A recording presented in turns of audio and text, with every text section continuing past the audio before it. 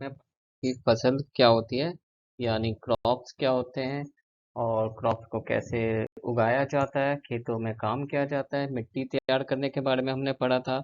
और फिर हमने पढ़ा था बीजों को चयन करने के बारे में, यानी बीजों को सही तरीके से कैसे चूज किया जाता है।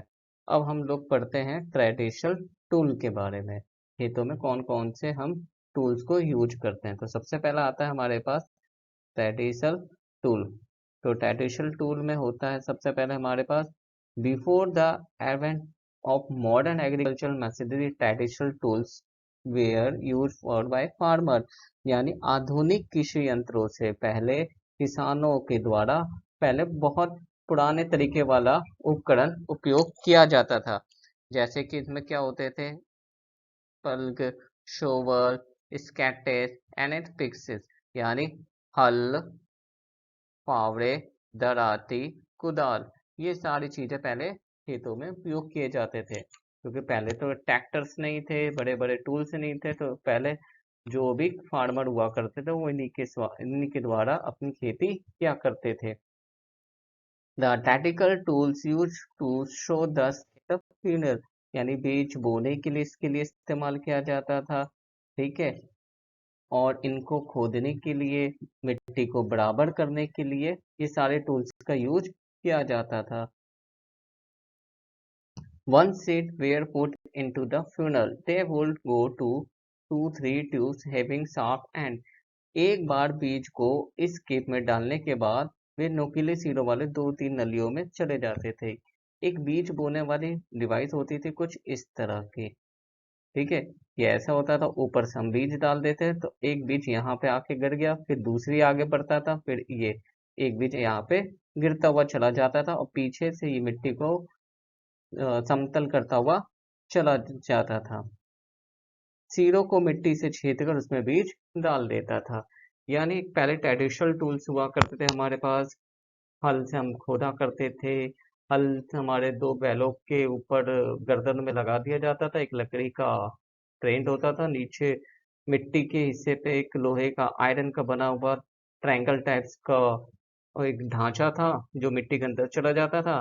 बैल एनिमल्स उसे खींचते थे और मिट्टी खुदाई हो जाती थी।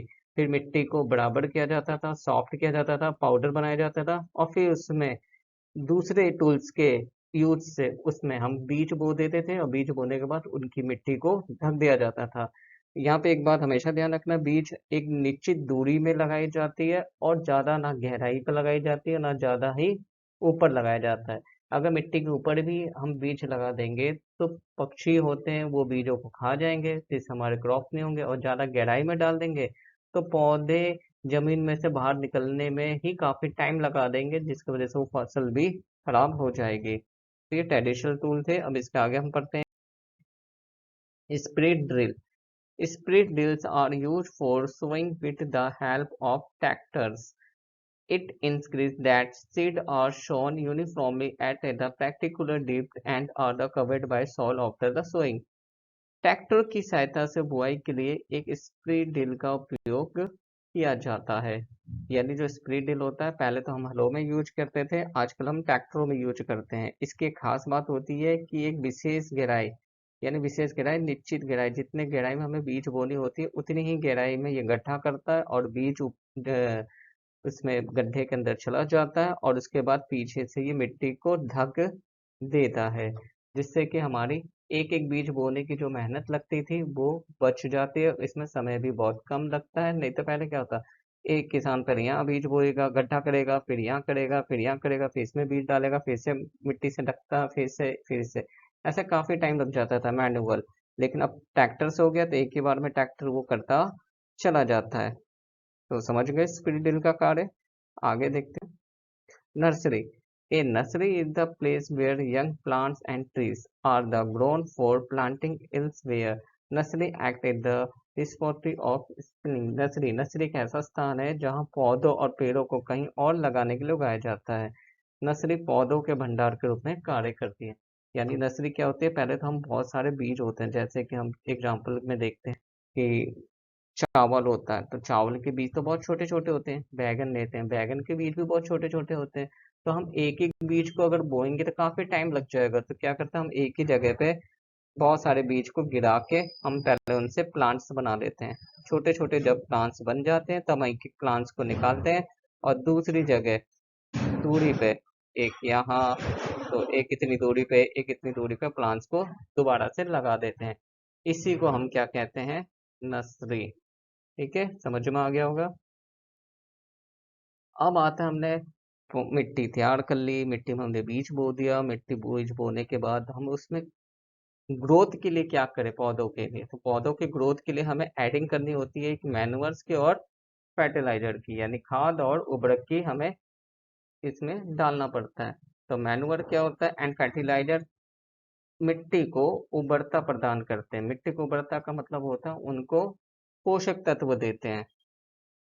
ठीक है, खाद जो होता है वो कार्बनिक अपघटन से बना होता है। ठीक है, और जो फर्टिलाइजर होता है वो अकार्बनिक होता है, यानी खाद जो होता है वो हम अपने खेतों में भी बना सकते हैं, और जो उर्वरक होता है वो फैक्ट्रियों में ही बनता है केमिकलों से।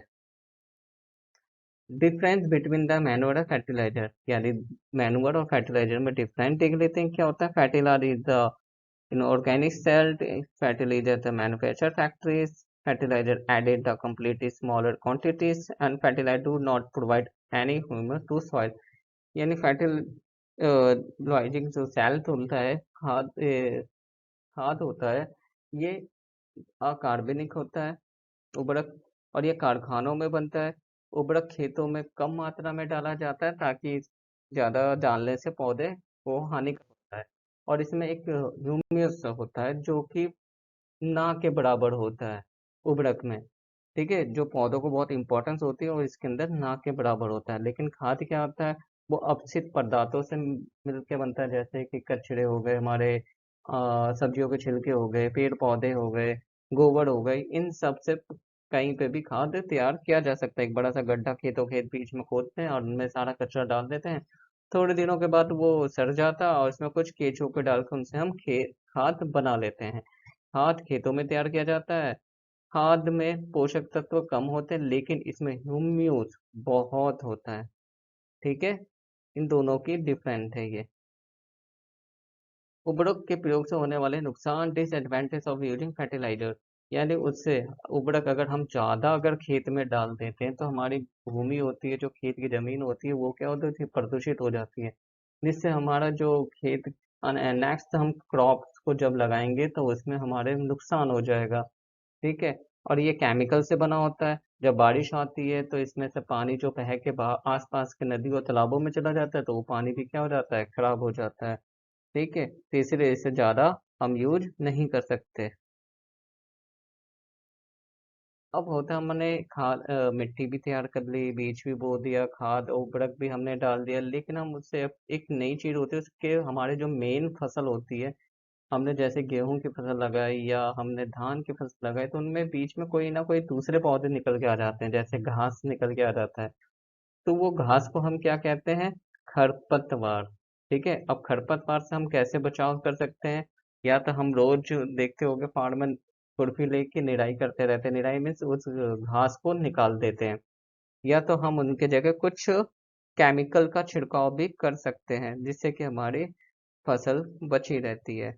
अगर हम ऐसा ना करें तो क्या होगा, तो हमारी जो मेन फसल होती है, हम जो पोषक तत्व दे रहे होते हैं, तो हमारी जो मेन फसल होती है, मेन फसल के साथ साथ क्या होता है, वो घास भी उस पोषक तत्व को खा लेता है, उसको भी मिल जाता है, जिससे कि मेन फसल को सारी ग्रोथ नहीं मिल पाती है, जिसके वजह से वो ग्रोथ नहीं कर पाता है। और हमारा चैप्टर यहीं पे फिनिश होता है। नेक्स्ट टॉपिक नेक्स्ट पार्ट में हम देखेंगे इसकी आगे के हिस्से।